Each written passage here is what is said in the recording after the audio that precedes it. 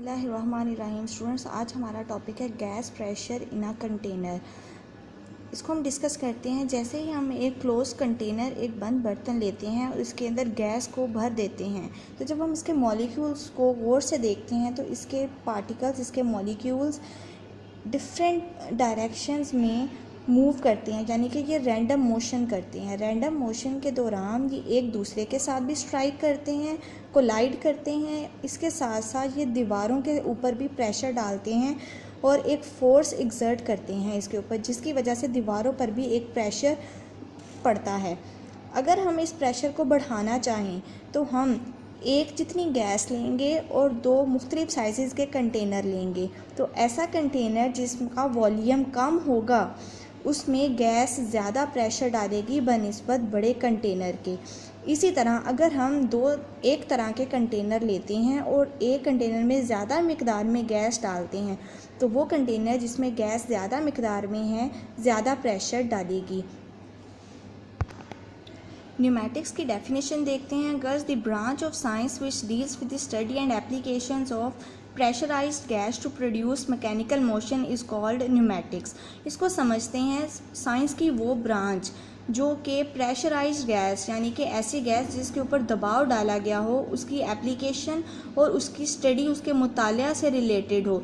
उसका मुतालिया हम कैसे करेंगे कि हम ये चीज़ जानते हैं कि compressed air has the ability to do some mechanical work, कि जब भी हम किसी हवा को कंप्रेस करते हैं तो उसमें मैकेनिकल वर्क करने की एबिलिटी होती है।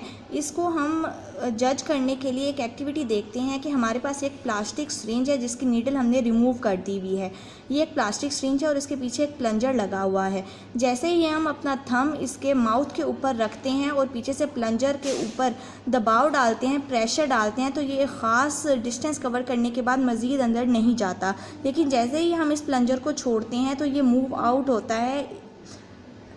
We will notice that air inside the syringe is compressed. जैसे ही हमने दबाया, एयर अंदर जो इस सिरिंज के अंदर थी वो कॉम्प्रेस हुई और plunger is moved back to some extent on releasing. जैसे ही हम इस प्लंजर को छोड़ते हैं तो ये प्लंजर कुछ डिस्टेंस पीछे मूव करता है।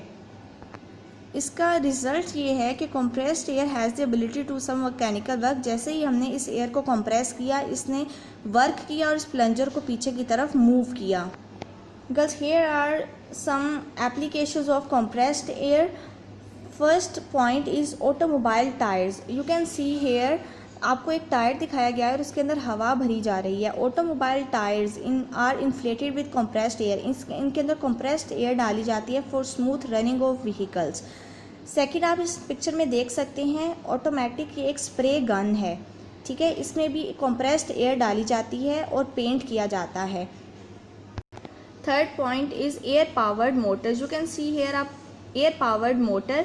एयर पावर्ड मोटर का मतलब है कि इस मोटर में हम इलेक्ट्रिसिटी की बजाय एयर को यूज़ करेंगे, कंप्रेस्ड एयर को यूज़ करेंगे ताकि ये काम कर सके। और ऐसी जगह जहाँ पे हम इलेक्ट्रिसिटी को यूज़ नहीं कर सकते फॉर सेफ्टी रीजंस, हम वहाँ पे एयर को यूज़ करेंगे और एयर पावर्ड मोटर्स जो हैं काम करेंगी। Fourth point is compressed air is use to operate air powered pneumatic tools like hammers and drills.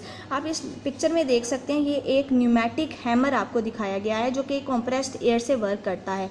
Last is the compressed air is also use in air brake system. You can see here an air brake system. आपने previous lecture में एक brake system को discuss किया था। यहाँ पे इस brake system में ब्रेक ऑयल की बजाय कंप्रेस्ड एयर यूज़ की जाती है। जैसे ही इस पैडल के ऊपर आप पाँव रखते हो, इसके ऊपर फोर्स लगाते हो, इस एयर फील्ड टैंक में से एयर मूव करती है और इस सिलेंडर की तरफ मूव करती है। ये कंप्रेस्ड एयर यहाँ पे आके वर्क करती है और इस ब्रेक शू को बाहर की तरफ धकेलती है और इस व्हील की डिस्क के साथ अटैच करता है और इसको ये रोक देता है। The compressed air is also used in air brake system. When a brake pedal is compressed, the compressed air is released from the storage tank. This air pushes the brake pad against the moving wheel to stop its motion. Students से आपका lecture है, तमाम points इसमें highlighted हैं। अल्लाह हाफिज़।